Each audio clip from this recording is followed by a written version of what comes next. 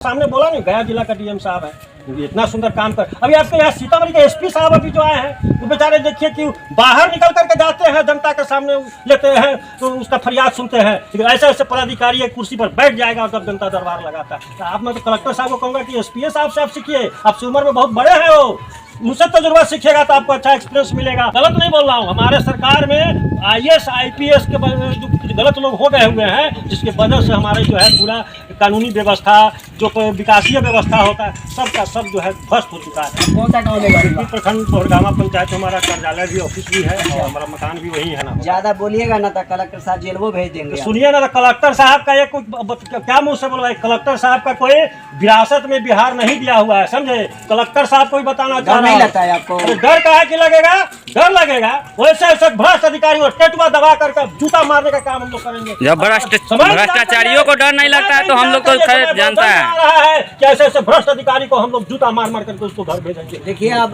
शब्द प्रयोग करें, ठीक नहीं होगा। सुनिए, अब शब्द, हाँ, किसी में शिष्टाचारी व्यक्ति के ऊपर, किसी में महान पुरुष के ऊपर मैं अपशब्द बोलता हूँ। भैया आप उपाधि लेकर करिएगा, भ्रष्टाचार उपाधि जो उनका सही कर्तव्य है वो पालन करे। बिल्कुल करे, वैसे लोग हम सैल्यूट भी मारते हैं, वैसे ईमानदार अफसर को। अभी आपके सामने बोला नहीं, गया जिला का डीएम साहब है, इतना सुंदर काम कर। अभी आपके यहाँ सीतामढ़ी के एसपी साहब अभी जो आए हैं, वो बेचारे देखिए कि बाहर निकल करके जाते हैं, जनता के सामने लेते हैं तो उसका फरियाद सुनते हैं। लेकिन ऐसे ऐसे पदाधिकारी एक कुर्सी पर बैठ जाएगा और जब जनता दरबार लगाता है। तो आप मैं तो कलेक्टर साहब को कहूँगा कि एसपी साहब से आप सीखिए, आपसे उम्र में बहुत बड़े हैं वो, मुझसे तजुर्बा सीखिएगा तो आपको अच्छा एक्सपीरियंस मिलेगा और आगे आपकी बहुत लंबी नौकरी है। आपको हो सकता है कि कलेक्टर से और आपकी बहुत जनता अगर चाह लेगी तो कलेक्टर को तो राज के गद्दी पर भी बैठा देता है जनता।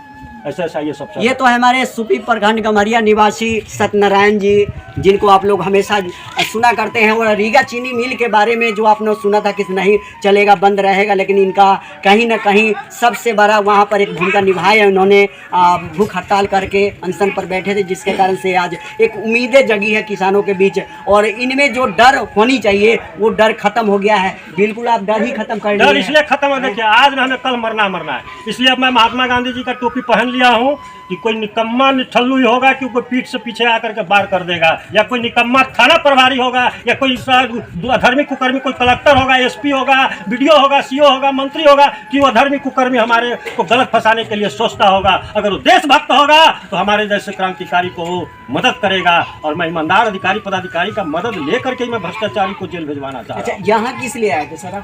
मैं आया था, ग्रामीण लोग यहाँ पे हमें बुलाए हुए थे। यहाँ बहुत समस्या है। क्या समस्या? अरे समस्या तो यहाँ समस्या का अंबार लगा हुआ है। कहीं कह रहा है लोग कि पैसा उठ गया तालाब बनवे नहीं किया, कहीं कह रहा है पैसा उठ गया रोड बनवे नहीं किया। जो भी एग्जाम्पल में अभी देखे हैं कि ये पासवान टोला से जाता है, वो क्या कहते हैं कोठियर है तो कुछ कॉलोनी तक, उसमें देख रहे हैं कि बरसों से पुल के चक्कर में यहाँ के ग्रामीण इतना परेशान है कि जो है इस रास्ते से लोग ब्लॉक जाते हैं, स्टेशन जाते हैं, रजिस्ट्री ऑफिस जाते हैं। जो है ना वो किसी निजी जमीन में है। अरे निजी जमीन में है, जो बिहार सरकार, मैं यहाँ पता लगाया हूँ।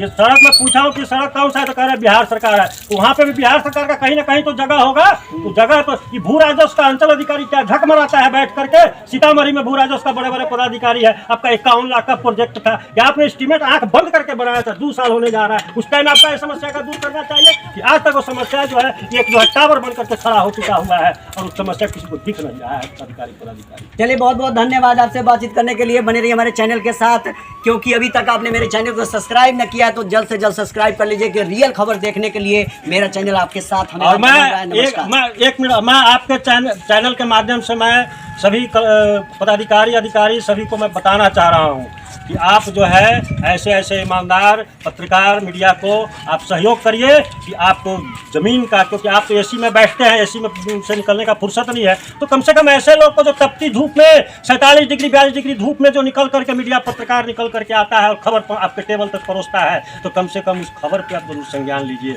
और ऐसे आदमी को हिम्मत दीजिए कि देश के लिए, समाज के लिए, आपके लिए, कि कम से कम आपको आराम हो, एसी में बैठे रहें और ऑफिस में बैठे बैठे आपको खबर मिल जाए कि भैया फलाने जगह पर चोरी हो रहा है, फलाने जगह पे लूट रहा है।